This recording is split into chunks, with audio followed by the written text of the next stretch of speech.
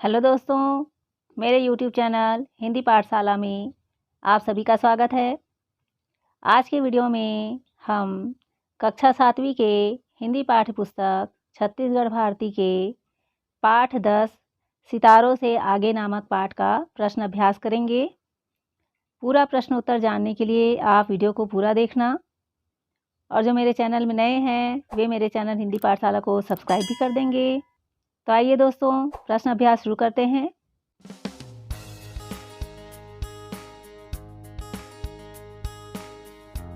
पाठ का पहला प्रश्न है, विश्व के लोग टेलीविज़न पर आंखें क्यों गड़ाए हुए थे? आपने पाठ में पढ़ा है। आप उत्तर इस प्रकार से लिख सकते हैं। विश्व के लोग टेलीविज़न पर इसलिए आंखें गड़ाए हुए थे क्योंकि उस दिन कोलंबिया शटल नामक अंतरिक्ष यान अंतरिक्ष से पृथ्वी पर लौटने वाली थी। इसमें 7 वैज्ञानिक सवार थे, जिसमें भारत की बेटी कल्पना चावला भी शामिल थी। प्रश्न दूसरा है, टैगोर बाल निकेतन करनाल के बच्चे किसका और क्यों इंतजार कर रहे थे? उत्तर आप इस प्रकार से लिख सकते हैं। टैगोर बाल निकेतन करनाल के बच्चे अपने विद्यालय की पूर्व छात्रा कल्पना चावला का, जो कि अंतरिक्ष यान कोलंबिया शटल में सवार थी, का अंतरिक्ष से सकुशल वापस लौटने का इंतजार कर रहे थे। प्रश्न तीसरा है, विश्व में शोक की लहर क्यों दौड़ गई? इसका उत्तर इस प्रकार है। विश्व में शोक की लहर इसलिए दौड़ गई क्योंकि 1 फरवरी 2003 को अंतरिक्ष से पृथ्वी पर वापसी के समय कोलंबिया स्पेस शटल में जोरदार धमाका हुआ तथा उसमें सवार 7 अंतरिक्ष यात्रियों के शरीर के क्षत विक्षत अंग अमेरिका की धरती पर इधर उधर बिखर गए। प्रश्न चौथा है, कल्पना खुले आसमान को क्यों निहारती थी? उत्तर इस प्रकार है। कल्पना खुले आसमान को इसलिए निहारती थी क्योंकि उसे ग्रह, नक्षत्र और तारागणों में विशेष रुचि थी। शायद इससे ही उसे अंतरिक्ष यात्रा की प्रेरणा मिली थी। प्रश्न पांचवा है, कल्पना का अटल ध्येय क्या था? उत्तर है, कल्पना का अटल ध्येय अंतरिक्ष में उड़ने का था। प्रश्न छठवा है, जो काम लड़के कर सकते हैं वह मैं भी कर सकती हूँ, कल्पना चावला यह क्यों कहती थी? तो आप उत्तर इस प्रकार से लिख सकते हैं। कल्पना चावला ने इंजीनियरिंग में अंतरिक्ष विषय लिया था। एरोनॉटिक्स इंजीनियरिंग सबसे चुनौतीपूर्ण क्षेत्र माना जाता है। इस विभाग में उस समय तक कम ही छात्र छात्राएं दाखिला लेते थे। छात्राओं का प्रतिशत तो नगण्य ही रहता था। अध्ययन के समय कल्पना अपने विषय के अलावा अन्य क्रियाकलापों में भी भाग लेती थी। यह उसका दृढ़ विश्वास था, जिसके कारण वह कहा करती थी कि जो काम लड़के कर सकते हैं वह मैं भी कर सकती हूँ। प्रश्न सातवां है, मॉन्ट्रियो फाउंडेशन का उद्देश्य क्या है? उत्तर है, मॉन्ट्रियो फाउंडेशन का उद्देश्य ऐसे प्रतिभावान नवयुवकों और नवयुवतियों को विश्वविद्यालय की शिक्षा प्राप्त करने में सहायता करना है, जिन्हें धनाभाव के कारण उच्च शिक्षा से वंचित होना पड़ता है। पाठ से आगे का प्रश्न है, पहला, कल्पना चावला को भारत की बेटी क्यों कहा गया है? इस विषय पर आप अपने शिक्षकों के साथ चर्चा कर उनकी विशेषताओं को लिखिए। उत्तर इस प्रकार है, कल्पना चावला को भारत की बेटी इसलिए कहा गया है क्योंकि उनका जन्म भारत में हुआ था, स्कूली शिक्षा भारत में हुई थी और अंतरिक्ष यात्रा अभियान में शामिल होकर उन्होंने भारत देश का नाम रोशन किया था। प्रश्न दूसरा है, बचपन में आकाश को निहारते निहारते कल्पना अपने लक्ष्य को प्राप्त कर सकी। आप भी अपने लक्ष्यों के बारे में लिखकर कक्षा में सुनाइए। तो यहाँ पर आप स्वयं सोचकर लिखेंगे कि आपका अपना लक्ष्य क्या है और आप इसे किस प्रकार से प्राप्त करना चाहेंगे।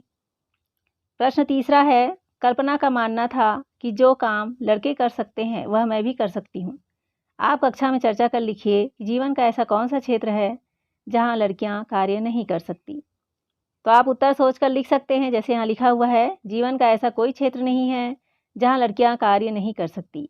आज सेना, जल, थल, वायु तीनों ही क्षेत्र में भारत की सीमा पर सुरक्षा, पायलट, इंजीनियरिंग, चिकित्सा क्षेत्र, अंतरिक्ष यात्रा, राष्ट्रीय पर्व पर बड़े वाहन चालक, गैराज, मोटरसाइकिल में करतब आदि सभी क्षेत्रों में लड़कियां कार्य कर रही हैं। प्रश्न 4 है, एरोनॉटिक्स इंजीनियरिंग का कौन सा क्षेत्र है और इसमें किस विषय की पढ़ाई होती है? शिक्षक और साथियों से बातचीत कर लिखिए। उत्तर है एरोनॉटिक्स इंजीनियरिंग। इंजीनियरिंग का सबसे चुनौतीपूर्ण क्षेत्र माना जाता है। इसके तहत नागरिक उड्डयन, स्पेस रिसर्च, डिफेंस टेक्नोलॉजी आदि के क्षेत्र में नई तकनीकों का विकास किया जाता है। यह क्षेत्र डिजाइनिंग, निर्माण, विकास, परीक्षण, ऑपरेशंस तथा कमर्शियल व मिलिट्री एयरक्राफ्ट के पुर्जों के साथ साथ अंतरिक्ष यानों, उपग्रहों और मिसाइलों के विकास से संबंधित है। भाषा से आगे का प्रश्न है, निम्नलिखित समानोच्चारित शब्दों को इस प्रकार वाक्यों में प्रयोग कीजिए जिससे उनके अर्थ में अंतर स्पष्ट हो जाए। यहाँ कुछ शब्द दिए गए हैं: साहस, सहसा, परिणाम, परिमाण, दिन, दीन, अपेक्षा, उपेक्षा, श्वेत, स्वेद, अणु, अणु। इन सभी शब्दों के अर्थ अलग अलग है, भले वो उच्चारण में या दिखने में एक जैसा हो, बाकी इनका अर्थ अलग अलग है। जैसे यहाँ उत्तर में बताया गया है अर्थ। साहस का अर्थ है हिम्मत, सहसा का अर्थ है अचानक, परिणाम का अर्थ है फल या निष्कर्ष,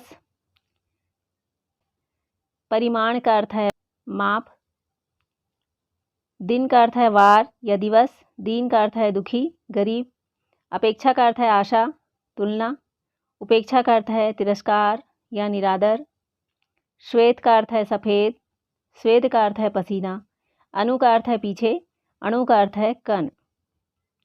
तो यहाँ पर अर्थ के अनुसार आपको वाक्य प्रयोग भी करना है, जैसे यहाँ किया हुआ है सहसा और साहस का। सहसा जोरदार धमाका हुआ। अगला वाक्य साहस का है। कल्पना का साहस सराहनीय है। दोनों में शब्दों का अर्थ जो है वो अलग अलग है।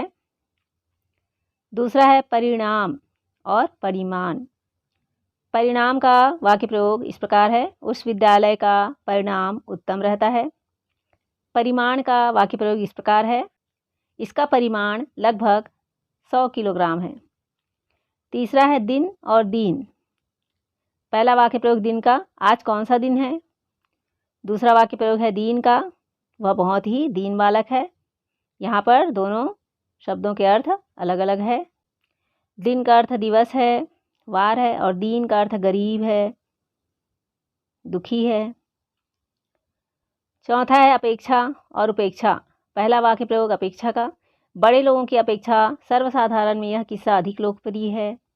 उपेक्षा का वाक्य प्रयोग, नारी पूजा की वस्तु है, उपेक्षा की नहीं। अगला शब्द है श्वेत, स्वेद। श्वेत का वाक्य प्रयोग है, हमारे शरीर में श्वेत रक्तकण बीमारियों से हमारी रक्षा करते हैं। स्वेद का वाक्य प्रयोग है, अति श्रम के कारण उसके चेहरे से स्वेद बिंदु टपक रहे थे। अणु और अणु का वाक्य प्रयोग है, पहला अणु का, लक्ष्मण राम जी के अनुचर थे। दूसरा वाक्य प्रयोग है अणु का, हाइड्रोजन का 2 और ऑक्सीजन का 1 अणु मिलकर पानी बनता है। तो यहाँ पर आप शब्दों के अर्थ ऊपर दिए हुए हैं, उसके अनुसार आप वाक्य प्रयोग कर सकते हैं। यहाँ देख लीजिए और इसके अनुसार आप नए वाक्य प्रयोग कर यहाँ पर लिख सकते हैं। अगला प्रश्न देखिए, पाठ में निम्नांकित मुहावरों का प्रयोग हुआ है। वाक्य में स्वतंत्र रूप से इसका इस प्रकार प्रयोग कीजिए कि उनका अर्थ स्पष्ट हो जाए। यहाँ पर कुछ शब्द दिए गए हैं। आँखें गड़ाना, इसका अर्थ है एकटक देखना। ये सब मुहावरे हैं, इसका अर्थ आप यहाँ पर देख सकते हैं। आँखें आकाश की ओर लगाना अर्थात ऊंचे ख्वाब देखना। तीसरा है बलिदान देना अर्थात समर्पण। चौथा है सांस ऊपर की ऊपर रह जाना अर्थात अवाक रह जाना। पांचवा है शोक की लहर दौड़ना अर्थात अत्यंत दुख। छठवा है मन मांगी मुराद पूरी होना अर्थात इच्छा पूरी होना। इसका वाक्य देख लीजिए, आंखें गड़ाना का, कौशल्या राम के आने की प्रतीक्षा में द्वार पर आंखें गड़ाए बैठी रहती थी। दूसरा है आंखें आकाश की ओर लगाना, इसका वाक्य प्रयोग है, कल्पना अपनी आंखें आकाश की ओर लगाए रहती थी। तीसरा वाक्य प्रयोग बलिदान देना का, आज़ादी की लड़ाई में अनेक क्रांतिकारियों ने अपना बलिदान दिया। चौथा वाक्य है सांस ऊपर की ऊपर रह जाना का वाक्य प्रयोग, कोलंबिया शटल का धमाका सुनकर लोगों की सांस ऊपर की ऊपर रह गई। पांचवा वाक्य है शोक की लहर दौड़ना का वाक्य प्रयोग, कल्पना चावला की मृत्यु से देश में शोक की लहर दौड़ गई। छठवां है मन मांगी मुराद पूरी होना। इसका वाक्य प्रयोग है दौड़ प्रतियोगिता में प्रथम आने पर मेरी मन मांगी मुराद पूरी हुई। तो यहाँ पर आप मुहावरा का अर्थ जानकर आप वाक्य प्रयोग कर सकते हैं, यहाँ अर्थ देख सकते हैं। आगे का प्रश्न देखिए योग्यता विस्तार से। स्त्री शक्ति के रूप में भारत का नाम विभिन्न क्षेत्रों में रोशन करने वाली नारियों की सूची बनाइए और कक्षा में उस पर चर्चा कीजिए। तो आप भारत की जो महान नारियां हुई है उसकी सूची बनाकर आप यहाँ पर लिख सकते हैं, कक्षा में चर्चा कर सकते हैं। जैसे यहाँ लिखा हुआ है कल्पना चावला एक भारतीय अमेरिकी अंतरिक्ष यात्री थी और अंतरिक्ष पर जाने वाली प्रथम भारतीय महिला थी। दूसरा है सानिया मिर्ज़ा, ये भारत की एक टेनिस खिलाड़ी है। तीसरा है पीटी उषा, ये भारत की एक एथलीट धावक है। चौथा है साक्षी मलिक, ये भारत के लिए ओलंपिक पदक जीतने वाली पहली महिला पहलवान है। पांचवा दीपा कर्माकर, ये है ओलंपिक में प्रतिभाग करने वाली पहली भारतीय महिला जिम्नास्ट। छठवां एमसी मैरी कॉम, ये एक भारतीय महिला मुक्केबाज है। सातवां चंदा कोचर, आईसीआईसीआई बैंक की प्रबंध निदेशक है। आठवां इरोम चानू शर्मिला, ये मणिपुर की मानवाधिकार कार्यकर्ता है। नौवां पीवी सिंधु, ये एक विश्व वरीयता प्राप्त भारतीय महिला बैडमिंटन खिलाड़ी है। 10वां है दीपा मलिक, शॉट पुट एवं जेवलिन थ्रो के साथ साथ तैराकी एवं मोटर रेसलिंग से जुड़ी एक विकलांग भारतीय खिलाड़ी है। तो इस प्रकार से आप अन्य स्त्री शक्तियों का नाम सूची में जोड़ सकते हैं जो भारत की है, भारत का नाम रोशन करने वाली है। अगला प्रश्न देखिए, भारत की प्रथम महिला एवरेस्ट विजेता बछेंद्री पाल की जीवनी खोजकर पढ़िए।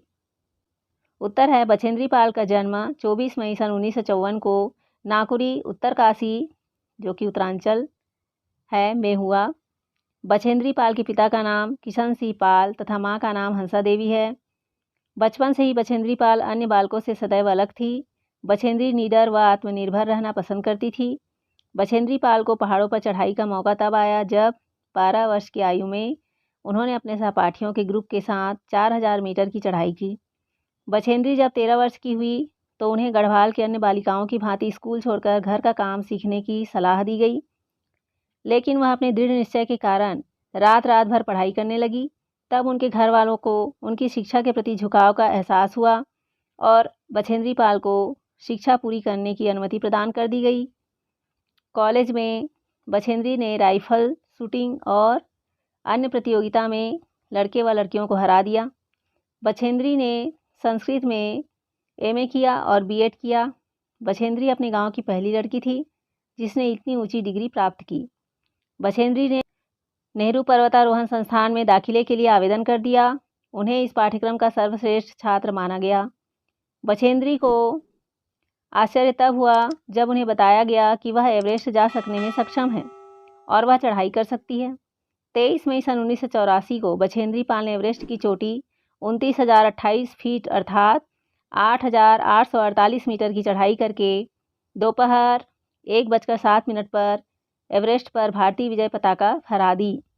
और अधिक विस्तार के लिए पुस्तकालय या शिक्षक की मदद ले सकते हैं। तो इस प्रकार से आप बछेंद्री पाल के बारे में यहाँ पर लिख सकते हैं और अधिक जानकारी आप अपने पुस्तकालय से प्राप्त कर सकते हैं। तो दोस्तों आपने इस पाठ के सभी प्रश्नोत्तर को समझ लिया होगा ऐसा मैं उम्मीद करती हूँ। इस पाठ का एक्सप्लेनेशन वीडियो के लिंक डिस्क्रिप्शन बॉक्स पर दिए गए हैं, उसे क्लिक करके आप पाठ को समझ सकते हैं अच्छी तरह से। दोस्तों अगर ये वीडियो अच्छी लगी हो तो अपने दोस्तों के साथ ज़रूर शेयर कीजिए, लाइक कीजिए और मेरे चैनल को भी सब्सक्राइब कर दीजिए। हम अगले पाठ में फिर मिलेंगे दोस्तों। Thank you.